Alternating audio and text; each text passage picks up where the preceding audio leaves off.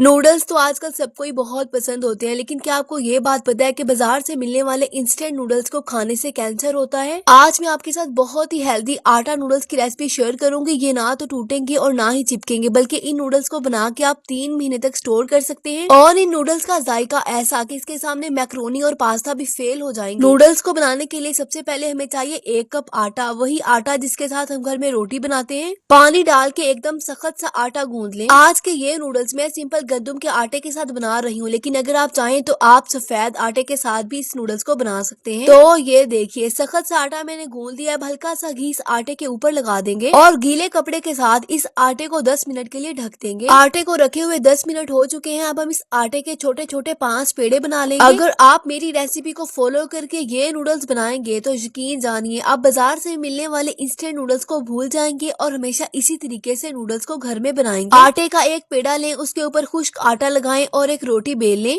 पेड़े क्योंकि छोटे थे तो इसीलिए ये रोटी भी छोटी ही होगी। सारी रोटियों को इसी तरीके से बेल लेंगे। एक बात का ख्याल रखें कि रोटी ज्यादा बारीक ना हो। चूल्हे के ऊपर चढ़ाएंगे एक पैन और पैन में डालेंगे पानी, आधा चम्मच नमक और 1 चम्मच घी डालें और चम्मच के साथ इस नमक और घी को पूरे पानी के साथ मिक्स कर लें।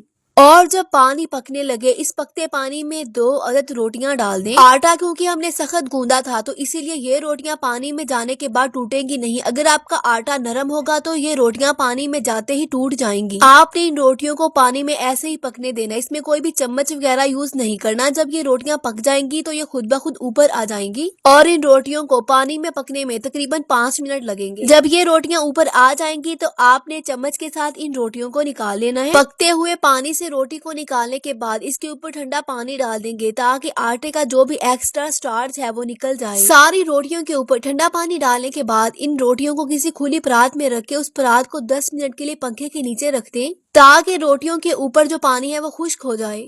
10 मिनट पंखे के नीचे रखने के बाद रोटी एकदम बिल्कुल ड्राई हो चुकी है। रोटी के दोनों साइड के ऊपर हल्का सा घी लगाएंगे। अब किसी छुरी या फिर पिज्जा कटर के साथ इस रोटी को नूडल्स की शेप में कट कर लें। मैं जब तक ये नूडल्स काट रही हूँ आप जल्दी से मेरी इस वीडियो को लाइक करें और अपनी कीमती राय का इज़हार कमेंट सेक्शन में लाजमी दें और बताएं आज की ये वीडियो आपको कैसी लगी। आप इन नूडल्स को काट के किसी शॉपर में डाल के फ्रिज में रख दें तो ये 3 महीने तक खराब नहीं होंगे। तो देखा आपने कितने परफेक्ट के नूडल्स बने हैं, ना तो आपस में चिपके हैं, ना टूटे हैं, ना ही ये नरम पड़े हैं। और 1 कप आटे के साथ ढेर सारे नूडल्स बनके हो गए हैं तैयार। आप चाहे इन नूडल्स को जैसे मर्जी पकड़े खींचे, मेरी गारंटी है ये नूडल्स कभी भी टूटेंगे नहीं। और इन्हीं नूडल्स को इस्तेमाल करके मैं आपको चिकन नूडल्स बना के दिखाऊंगी। सबसे पहले थोड़ा सा आपने मुर्गी का गोश्त लेना है, आधा चम्मच लाल मिर्च का पाउडर, आधा चम्मच नमक, 4 चुटकी गरम मसाला, 1 चम्मच सफेद सिरका डाल के सारी चीजों को मिक्स कर दें और इस चिकन को 10 मिनट के लिए रख दें। 10 मिनट के बाद चूल्हे के ऊपर चढ़ाएंगे एक पैन और पैन में डालेंगे थोड़ा सा घी और ये चिकन डाल दें और 5 मिनट तक इस चिकन को पकाएं ताकि चिकन अच्छे तरीके से पक जाए। जब चिकन पक जाएगा तो इसमें डालेंगे बारीक लंबे कटे हुए प्याज और प्याजों को 30 सेकंड तक पकाएंगे।